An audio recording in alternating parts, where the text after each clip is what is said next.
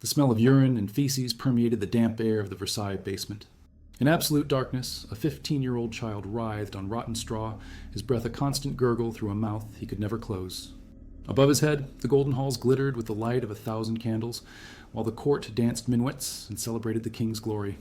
No one knew that meters below their feet, a prince was dying in silence.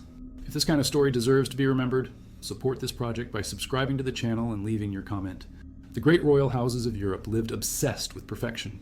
Each birth was a political gamble, each heir an extension of the divine power of monarchs. But when nature betrayed these expectations, when children were born marked by deformities or conditions that defied the image of royal perfection, the fate of these children became a secret buried deeper than the corpses in the palace cemeteries. Medieval medicine did not understand genetic mutations. To them, a deformed child was a sign of divine wrath or punishment for the sins of the parents. There was no room for imperfection in the theater of absolute power. James George should have been the pride of Versailles. Born in 1701, he was the son of a distant cousin of the Sun King, a lineage that promised great honors. But when the midwife saw the newborn's face, her scream echoed through the palace corridors. The child had been born with a severe cleft palate that left his mouth permanently open, his tongue hanging out like an animal. The French king did not hesitate. A nanny was chosen from the poorest in the region, a woman who desperately needed the money. She swore silence under penalty of death and began to descend to the dungeons every day with milk and porridge. For 15 years, James George lived in total darkness. He never learned to speak properly, only emitted guttural sounds that echoed through the damp stones. His body grew stunted, his skin pale as old paper. The court believed that the prince had died at birth. Masses were held. Official mourning was decreed for 3 days. Official records showed a natural death, signed by doctors who never saw the child. But James George was not alone in this hell of silence and shame. In the Austro-Hungarian Empire, Victoria of Austria faced her own genetic nightmare. In 1755, the Empress gave birth to a girl who was born covered in hair all over her body. The condition, known today as hypertrichosis, transformed the child into something that terrified even the most experienced court doctors. The newborn was immediately separated from her mother. Royal guards took her to an isolated tower at the far north end of the castle, a place that had been used as a prison for traitors. Franciscan monks were summoned, men who had taken a perpetual vow of silence and who would not question imperial orders. The girl grew up without a name, without an identity, without even knowing she was human. The monks fed her as if she were a wild animal, pushing food through the iron bars. She never learned to walk upright, moving on all fours through the cold stones of the tower. Her nightly screams were mistaken for the wind that haunted the castle walls. For 20 years, this imperial child lived like a beast. Her only stimulation was the rays of sun that entered through the small window of the tower, creating patterns of light that she followed with her. Eyes for hours. When the monks died of old age, they were replaced by others equally silent, equally obedient. Her existence was only discovered decades later when Victoria died and new administrators inspected all imperial properties. They found chained bones, remains of rotten clothes, and marks of human claws on the stone walls. In England, the Plantagenet house faced its own genetic curse. David was born in 1247 as the legitimate heir, but a rare condition caused his body to grow uncontrollably. At 5 years old, he was already the height of an adult. At 10, he had to bend over to pass through the castle doors. King Henry III watched in horror as his son transformed into a gigantic creature. David's strength was enormous. He could break swords with his bare hands and knock down horses with a single punch. But his appearance terrified anyone who saw him. At 12 years old, he was 2.5 meters tall, his head scraping the ceiling of the royal hall. The solution was radical. David was sent to a remote monastery in the Scottish Highlands. Under the pretense of receiving religious education, the monks received specific orders. He should be treated as a peasant orphan of unknown origin. Any mention of his royal lineage would result in immediate execution. The young giant lived isolated between the walls of the monastery, helping in the construction of walls and the transportation of stones that 10 men could not move. He believed he was the son of a shepherd who had died in battle. His strength was useful, but his appearance continued to be a source of terror for the other monks. At 17 years old, David's heart could no longer sustain his enormous body. He died in his sleep and was buried in an anonymous grave in the monastery cemetery. The official records of England showed that the crown prince had died of fever at the age of 5. But perhaps no horror compares to what happened in Bavaria during the 16th century. Duchess Emma was in her 8th month of pregnancy when labor pains began. It was her first gestation, and the entire German court waited anxiously for the birth of the heir. But when the midwives saw what emerged from the duchess's womb, their screams woke the entire castle.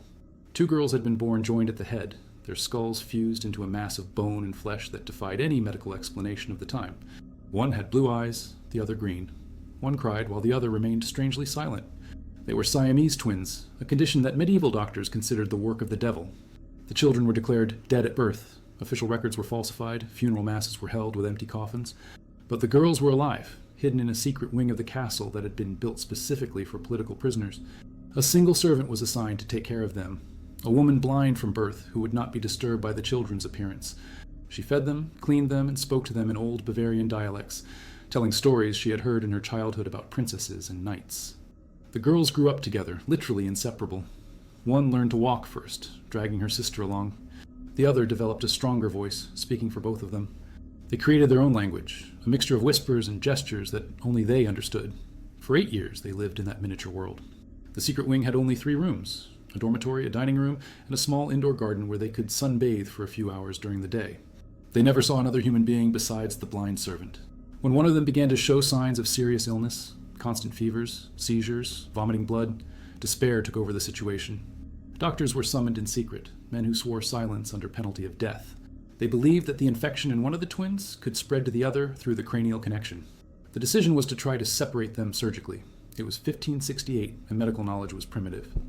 There was no anesthesia, only narcotic herbs that barely diminished the pain. The doctors improvised an operating table in the secret wing, using sharpened kitchen knives and carpenter's saws. The girls' screams echoed through the secret corridors as the doctors tried to separate bones, muscles, and blood vessels that nature had united. Since conception, blood covered the stone floor, creating scarlet puddles that reflected the candlelight. Both died on the operating table. One from blood loss, the other from trauma when half of her skull was removed along with her sister. Their bodies were burned immediately in the castle kitchen oven, their ashes scattered in a wheat field so that no trace remained. In the distant kingdom of Castile, another genetic tragedy unfolded in the corridors of royal power. George of Habsburg was born in 1559 with a condition that would make him remain forever the size of a small child. Severe dwarfism limited his growth to only 70 centimeters, even in adulthood. For a dynasty obsessed with impressiveness and visual power, having an heir the size of a doll was unacceptable. King Philip II, known for his meticulous cruelty, designed an elaborate solution. He had miniature rooms built in an abandoned castle in the Leon Mountains. Furniture the size of toys was commissioned from the best artisans in the region. Tiny clothes were sewn by the court's embroiderers. Even the dishes and glasses were reduced to fit George's small hands. The young prince was sent to this fantasy world with an invented story. He was the son of a minor nobleman who had died in battle and was now under royal protection. George grew up believing he was a fortunate orphan. He played with toy soldiers his size, read books written in large print, slept in a bed that fit perfectly in his diminutive body. His education was limited to basic subjects. He was never taught about politics, war, or royal administration. As the years passed, George became a morbid attraction for the court. Drunken nobles asked to see him during secret parties, laughing at his appearance and asking him to dance or sing like a circus performer. He obeyed, happy to receive attention, without realizing that he was an object of mockery. At 25 years old, during one of these nightly exhibitions, George died of exhaustion after being forced to entertain guests for more than 6 hours straight. His body was buried in the castle garden, in an unnamed tomb, with a tombstone that read only, "Here lies a court dwarf." The truth about his royal lineage died with him. These 5 children represented more than simple family tragedies. They were symbols of the royal obsession with perfection, human sacrifices offered on the altar of monarchical reputation. Each lived in their own private hell, created by the shame of rulers who preferred to kill their own offspring rather than admit imperfection. But the horrors that these children faced were only the beginning. Their deaths, when they finally came, were even more brutal than their lives in captivity. And the consequences of these buried secrets would spread through the following generations, creating cycles of violence and concealment that would define the character of these dynasties for centuries. The final fate of each of these children would reveal how far absolute power was willing to go to preserve its illusions of divine greatness. The winter of 1716 brought a devastating pneumonia to the basements of Versailles. James George, already debilitated by 15 years of subterranean life, began to cough up blood. His breath, always hindered by the deformity, became an agonizing rattle that echoed through the damp stones. The nanny who had taken care of him for so long was now over 60 years old. Her trembling hands could barely hold the bowl of warm broth that she tried to force through the prince's open mouth. She knew he was dying, but her orders were clear. No one could be called. No doctor could descend to those basements. For 3 days, James George writhed in agony in the darkness. His last words were an incomprehensible moan, perhaps trying to say, "Mother," a word he had heard the nanny whisper about others, but never knew how to apply to himself. When he finally died, his body remained in the basement for 2 days until royal guards descended to remove the remains. There was no ceremony, no prayers were said. William Augustus's body was wrapped in a burlap sack and carried during the early morning hours to a common grave on the outskirts of Liverpool, where beggars and criminals were buried without a name. Earth was thrown over him as if he were garbage, and within a few months, even the nanny who had cared for him had died, some say of heartbreak, others of a convenient dose of arsenic. The records of Buckingham Palace never mentioned a basement occupied for 15 years. When the palace was renovated decades later, workers found a pile of rat bones and dried human feces, but no one questioned their origin. In the Austro-Hungarian Empire, the discovery of the bestial daughter of the Habsburgs created shockwaves that spread as far as Vienna. When Catherine Antoinette died in 1780 and imperial administrators inspected all properties, they found much more than they expected in the isolated tower. The new guards who opened the door for the first time in decades recoiled in horror. The smell of decomposition was suffocating. In the center of the chamber, chained to a stone wall, was a skeleton covered in tufts of long, tangled hair. But the most disturbing thing was the marks on the walls, deep scratches made by human nails, some still with fragments of bone embedded in the stone. The child had tried to escape for decades, her nails growing like claws in the absence of any care. The marks stretched across the entire height of the wall she could reach, creating a map of despair etched in stone. On the floor, scattered among the bones, were pieces of fabric that had once been clothes, now transformed into rotten rags. Even more shocking was the evidence that she had survived far beyond what anyone imagined. Recent marks on the wall suggested that she had lived until at least 1775, 5 years before the Empress's death.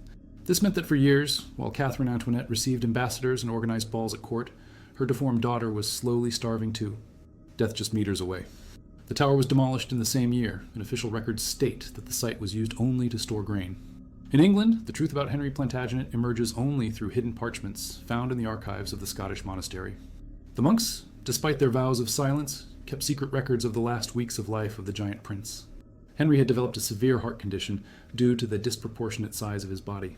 His heart, although proportionally larger than normal, could not pump enough blood to keep his nearly 10-foot height functioning. He fainted frequently during work, his face turning blue as he struggled to breathe. The monks knew he was dying, but the royal orders were clear. No doctor could be called, no treatment could be offered. Henry should die as he had lived, as an unimportant orphan. During his last weeks, the young giant began to question his origin. Perhaps the proximity of death awakened buried memories of childhood, or perhaps he noticed details that had previously gone unnoticed. The excessive respect of the monks, the quality clothes that never suited a peasant orphan, the refined education he had received. One night, Henry confronted the abbot responsible for the monastery. With his voice as deep as thunder, he demanded to know who he really was. The abbot, terrified by the fury of the dying giant, eventually confessed the truth.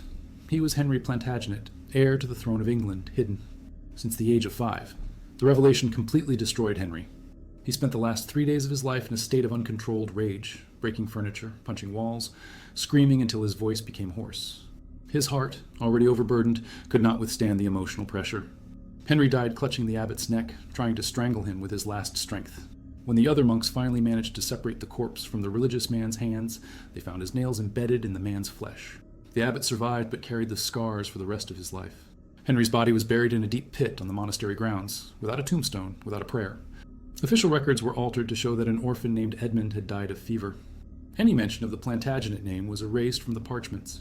The operation that resulted in their deaths was secretly documented by one of the doctors, a man who would later become the personal physician to the Pope, and who confessed the horror in private letters discovered centuries later. According to his accounts, the girls were conscious throughout the surgery. The narcotic herbs available at the time were insufficient to completely anesthetize 2 people, especially considering the complex neural connection between their brains. One of the twins died first, approximately halfway through the procedure, but due to the cranial connection, the other continued to feel the pain of her dead sister for almost 2 hours while the doctors desperately tried to separate the necrotic tissues from the still living brain.